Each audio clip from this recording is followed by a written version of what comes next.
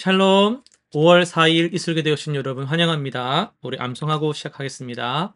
우리가 이 보배를 질그릇에 가졌으니 이는 심히 큰 능력은 하나님께 있고 우리에게 있지 아니함을 알게 하려 함이라. 한 번 더 하겠습니다. 우리가 이 보배를 질그릇에 가졌으니 이는 심히 큰 능력은 하나님께 있고 우리에게 있지 아니함을 알게 하려 함이라. 고린도후서 4장 7절 말씀. 아멘. 오늘 우리가 살펴볼 말씀은 민수기 11장, 시편 48편, 이사야 1장, 히브리서 9장입니다. 네 본문을 위대라는 관점에서 살펴보도록 하겠습니다. 민수기 11장입니다. 이스라엘 백성은 광야에서 만나만 먹는 것에 실증을 느끼고 애굽에서 먹던 그 음식들을 그리워하면서 원망을 했습니다. 이에 모세도 지도자로서의 그 부담감에 괴로워했지만 하나님은 두 가지 방법으로 응답하셨습니다. 첫째는 모세에게 70명의 장로를 세워 책임을 분담케 하셨고, 둘째는 백성들에게 메추라기를 보내주셨습니다. 그러나 백성들의 그 탐욕은 결국 재앙으로 이어졌습니다. 음, 이 사건은 하나님께서 우리의 불평에도 응답하시지만 우리의 요구가 항상 영적으로 유익한 것은 아니다라는 것을 가르쳐 줍니다. 하나님은 때로 우리의 원하는 것을 주심으로써 오히려 교훈을 주시기도 하는 분이시죠. 시편으로 넘어갑니다. 시편 48편은 하나님이 거하시는 시온 성의 아름다움과 견고함을 찬양합니다. 시온은 단순한 지리적 장소가 아니라 하나님의 임재와 보호하심이 나타나는 영적인 중심지입니다. 적들이 시온을 공격하려고 했으나 하나님의 위험 앞에 두려워 도망갔습니다. 시인은 성도들에게 시온을 자세히 살펴보고 다음 세대에게 전하라고 권면합니다. 이것은 하나님의 신실하심과 보호하심이 한 세대로 끝나지 않고 영원히 지속됨을 강조합니다. 오늘날 우리도 하나님의 위대하심을 경험하고 다음 세대에게 전해야 할 책임이 있습니다. 오늘 이사야서로 들어가는데요. 이사야 1장은 이스라엘의 영적 타락상을 직면하게 합니다. 하나님은 자녀를 키웠으나 그들이 배반했다고 탄식하시며 그들의 형식적인 제사와 종교의식을 거부하세요. 참된 예배는 정의와 공의의 실천에 있음을 강조하시면서 그럼에도 오라 우리가 서로 변론하자라고 초대하십니다. 이것은 하나님께서 이스라엘의 죄악에도 불구하고 회개할 기회를 주시는 놀라운 은혜입니다.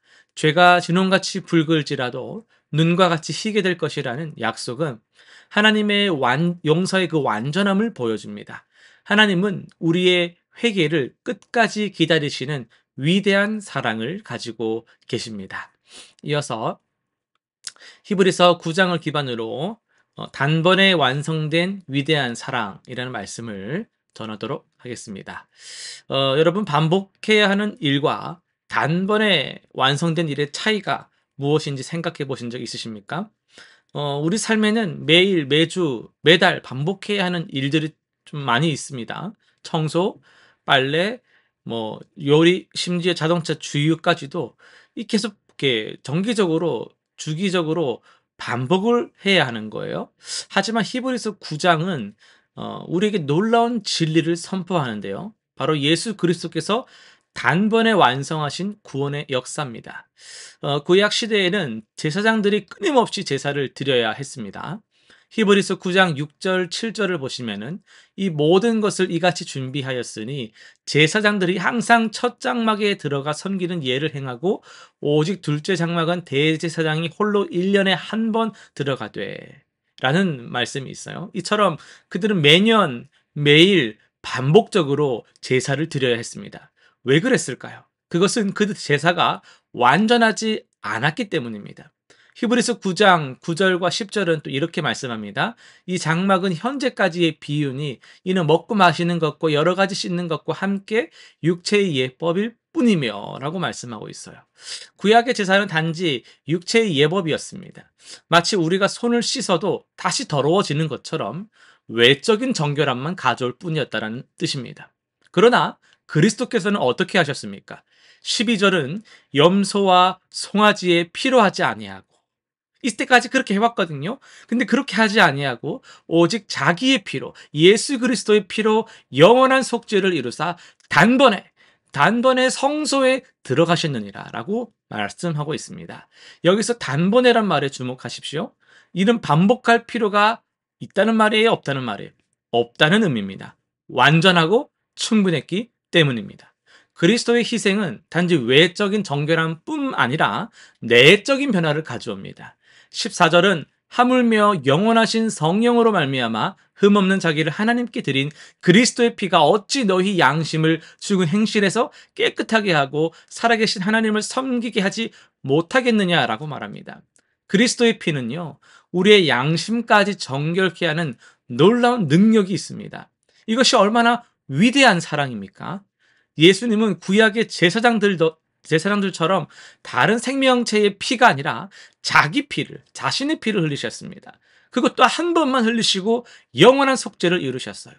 더 이상 반복할 필요가 없는 완전한 희생이었습니다. 오늘날 많은 사람들이요, 하나님께 인정받기 위해 끊임없이 선행을 쌓고 종교적 의무를 수행하려고 합니다. 마치 이것은요, 구약시대처럼 반복되는 제사를 드리는 것과 같습니다. 그러나 그리스도인의 삶은 그런 것이 아닙니다. 그게 하지 말란 말이 아니라 그런 것에 전부를 걸지 않는다라는 겁니다. 우리는 이미 완성된 구원의 토대 위에서 감사하는 마음으로 하나님을 기쁘게 섬기는 자들입니다. 그게 신앙생활이거든요. 히브리서 9장 28절은 이와 같이 그리스도도 많은 사람의 죄를 담당하시려고 단번에 들으신 바 되셨고 라고 말씀합니다. 이 단번에란 표현이 다시 등장하는데요. 이는 그리스도의 희생이 얼마나 완전하고 충분한 죄를 강조하고 있어요. 그러므로 우리는 더 이상 죄책감에 시달리며 살 필요가 없습니다. 더 이상 하나님의 사랑을 의심할 필요가 없습니다. 그리스도께서 단번에 완성하신 구원을 믿고 감사함으로 살아갈 때 우리는 진정한 자유와 평안을 경험하게 되는 것이죠. 우리가 오늘 히브리서 9장을 통해서 배운 것은 그리스도의 위대한 구원의 완전성입니다. 구약의 제사장들은 반복해서 제사를 드려야 했지만 그리스도는 단번에 영원한 속죄를 이루셨습니다. 이 완전한 단번에 이루어진 희생으로 인해 우리는 더 이상 죄의 짐을 지고 살아갈 필요가 없습니다. 우리가 범한 자범죄에 대한 회개들은 하겠지만은 우리가 그 죄 행위로서 신앙생활을 이어가는 것이 아니라 그 죄를 용서하실 하나님의 사랑에 힘입어서 나아가는 그런 우리가 된 것이죠. 이제 우리는 감사함으로 살아계신 하나님을 섬기며 그분의 위대한 사랑을 기억하며 살아갈 수 있습니다. 그리스도께서 단번에 이루신 구원의 완전함을 믿고 그 안에서 참된 자유를 누리시기를 바랍니다. 실천사항 3가지 한번 정해 보겠습니다. 첫 번째는 완성된 구원에 감사하기입니다. 매일 아침 기도 시간에 그리스도께서 단번에 완성하신 구원에 대해 구체적으로 감사의 기도를 드려보시길 바랍니다. 더 이상 반복되는 제사가 필요 없는 완전한 속죄를 이루신 예수님께 감사하는 마음을 표현하시길 바라요. 두 번째는 양심의 정결함을 누리기입니다. 죄책감이나 부족함으로 염려하지 말고 그리스도의 피로 깨끗해진 양심을 누리십시오. 실수하고 넘어질 때마다 다시 제사를 드리듯 자책하지 말고 내가 하나님 앞에 예수 그리스도 이름으로 나아가 기도하면서 이미 용서 받았음을 기억하며 담대히 하나님께 나아가시기를 바랍니다. 세 번째는요, 단번에 이루신 사랑을 나누는 겁니다. 이번 주 한 사람에게 그리스도께서 단번에 이루신 완전한 구원의 깊은 소식을 나누어 보세요. 종교적 행위가 아니라 그리스도의 완전한 사랑이 어떻게 당신의 삶을 변화시켰는지를 간증해 보시길 바랍니다. 기도하고 마치겠습니다. 위대하신 하나님 아버지, 예수 그리스도를 통해 단번에 영원한 속죄를 이루신 놀라운 은혜에 감사드립니다. 더 이상 반복되는 제사가 아닌 완전하고 충분한 그리스도의 희생으로 우리의 양심까지 정결케 하시니 감사합니다.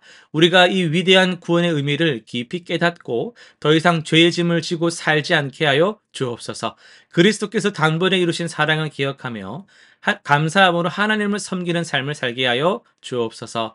우리의 구원을 완성하신 예수님의 이름으로 기도드립니다. 아멘.